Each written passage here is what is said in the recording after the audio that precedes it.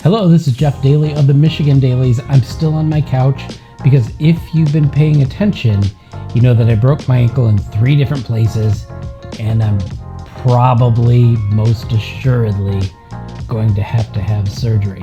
And you would think that the pain would be the thing. It's not the pain, it's the adaptation to the limitations of life. Some have called me a control freak, and I am completely not in full control right now. I'm going to try to get over it and come back with the show after the intro.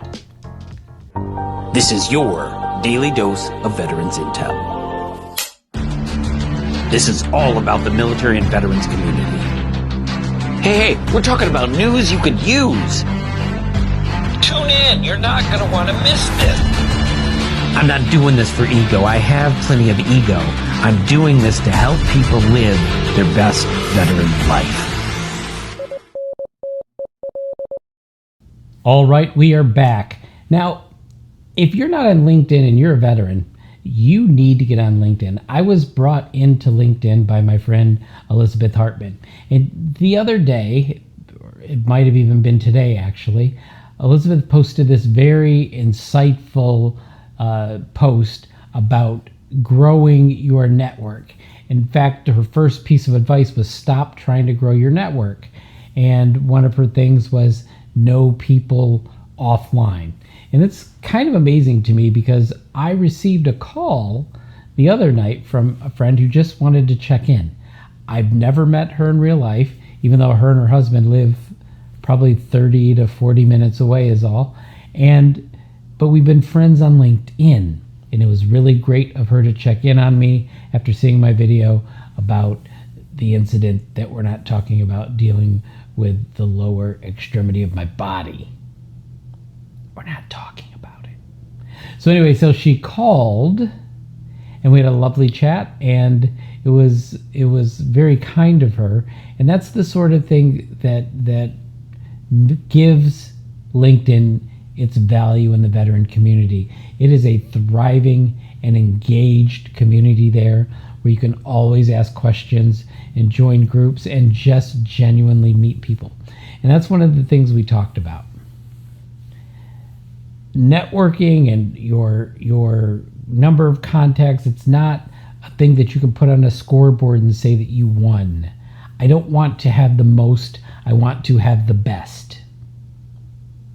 So when we are building our networks, think about what a network is.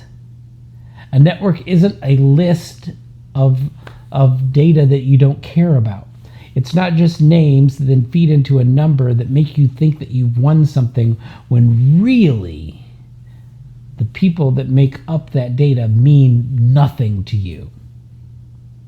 But growth, as I want to define it in 2024, is finding those real connections, because that's what a network is. Think about, is a computer network just a bunch of disjointed computers that don't mean anything to each other? No, they have to have a connection where there's a duplex of information happening at all times. That's the definition of a network, is connectivity. So if you are not deepening the relationships with the people that you encounter online, you are not creating a network, because you are not creating connections. You're just collecting useless data. And I am here to tell you right now, and I love that Elizabeth pointed out that this is probably one of my best mantras to date. A network is connections, not a collection. Speaking of LinkedIn, I've recently decided that in 2024, I want to brush up on some knowledge, and there are so many opportunities for free training, free learning, free skill acquisition on LinkedIn. There's LinkedIn Learning, and there's a bunch of other ones. Now, I took a class on marketing.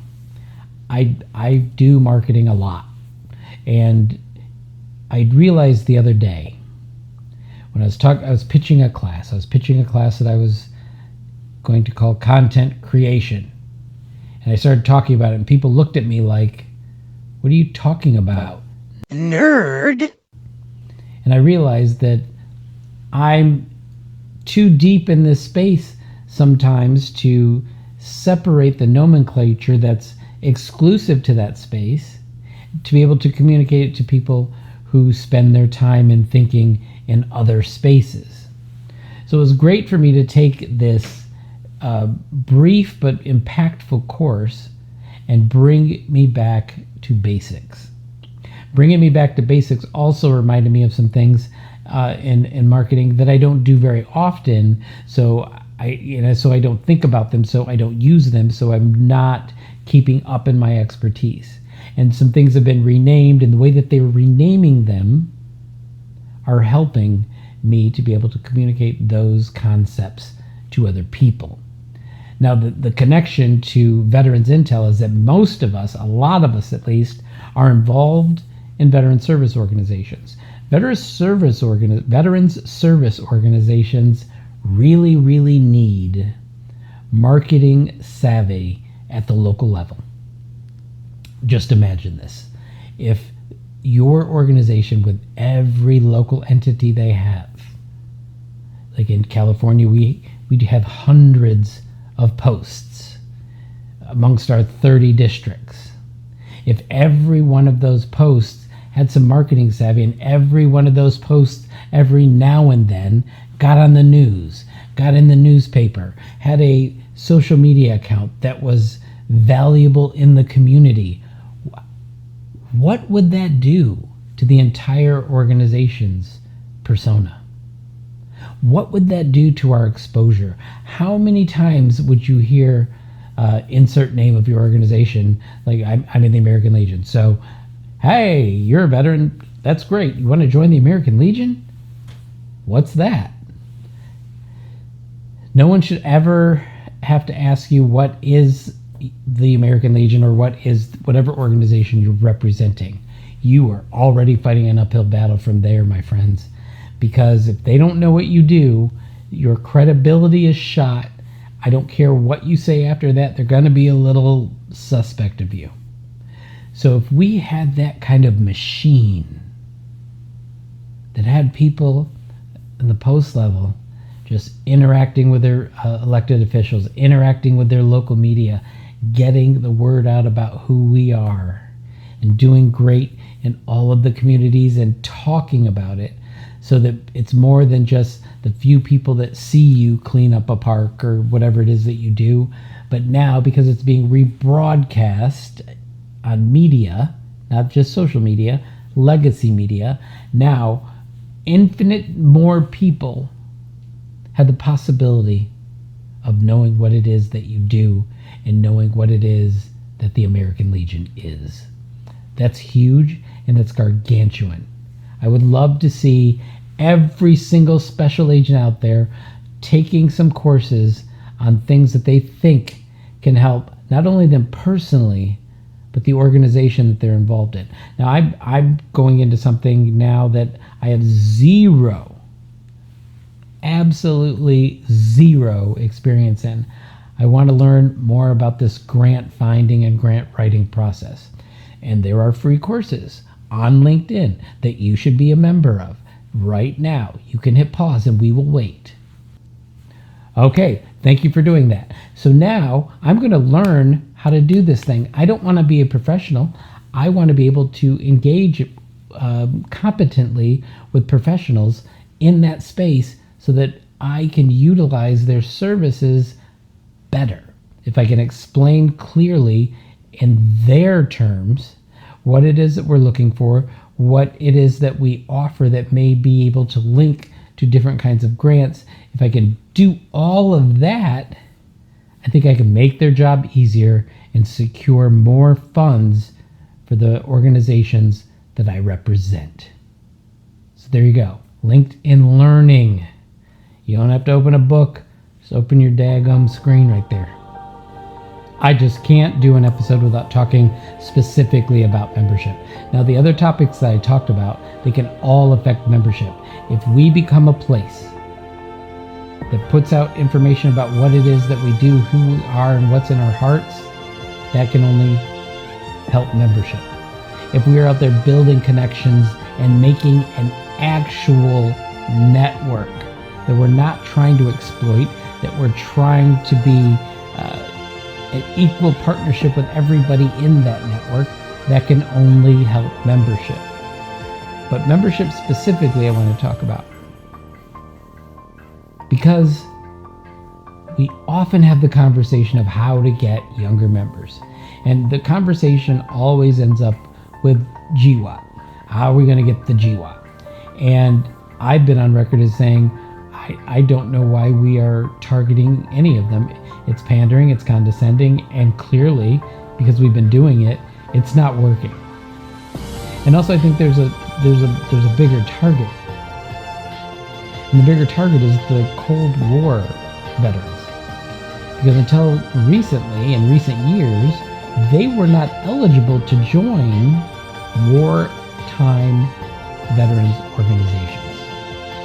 So we missed out on an entire generation, from the end of the Vietnam War to the Gulf War, and maybe there's a couple little ones in there. Panama is one, and I think there's another one.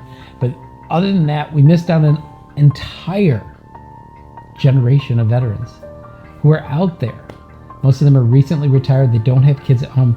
They have time, they have resources, and they probably have a deep love and hurt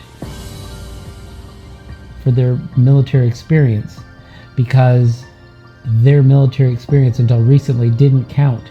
And they blame it on the VFW. They blame it on the American Legion, when really Congress has to decide when we are at war and when we are not at war. And they have now opened it up.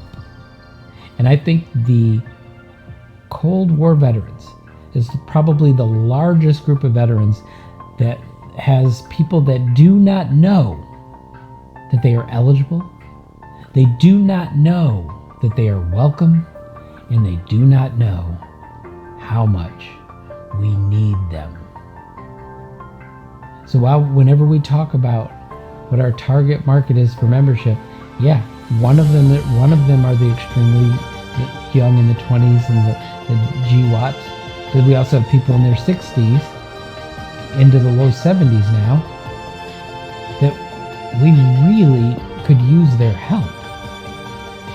And we need to start focusing a little bit on them. And how do you do that? That could be a whole episode. But I will start with, since I am talking about creating a course that talks about impactful imaging, whether it's photos or videos, so that we can broadcast our mission to the world in a really impactful, useful way. I would say, number one, stop taking pictures of just who you think the target market is. Don't get people standing side to side. They're 25 years old, because that's what you think we need.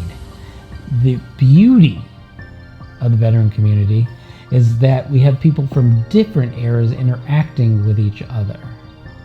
So I want to see more pictures that showcase that interaction inside our organizations, so that everybody will feel at home in our organization, no matter what their age or other demographic subcategorization that we put on people to try to push forward a strategy that we think is going to work. Remember, veterans ourselves are a special subcategory of our population, of the macro population. And if we start treating it as such, if we start acting like we are the 1% that serve, we start doing that, I think that kind of attitude, that kind of confidence and gravitas that is broadcast will help membership overall, across all eras, across all ages, across all demographics. So can we do that, please? Well, that's it for today's daily dose of Veterans Intel. I appreciate you spending your time with me. Now, I'd really like you to engage with me. If you have questions or comments or corrections or things like that, leave them in the comments wherever you watch this or wherever you listen to this. I would love to hear it. I'm also going to start doing what I call really rapid interviews. They're going to be maybe 5 to 15 minutes in that range, just so that we can keep these Tuesday episodes still under a half an hour. This one's going to probably be significantly under a half an hour. So I want to engage with you. I want to add you to my network through connectivity so that we can work together to make the veteran community even better every single day, and so that we can help each individual veteran who's out there, because the veterans who are out there are better off if they are with other veterans. If they are better off if they are in our organizations, and our organizations are absolutely better off if we have more of the veterans in them. So can we please work on this together? Please, and thank you very much. And I will see you on Tuesday. I'll still be on this couch with the thing down above my foot and below my leg that's kind of, wonky. But I will be here, and I'm glad to serve you with Veterans Intel.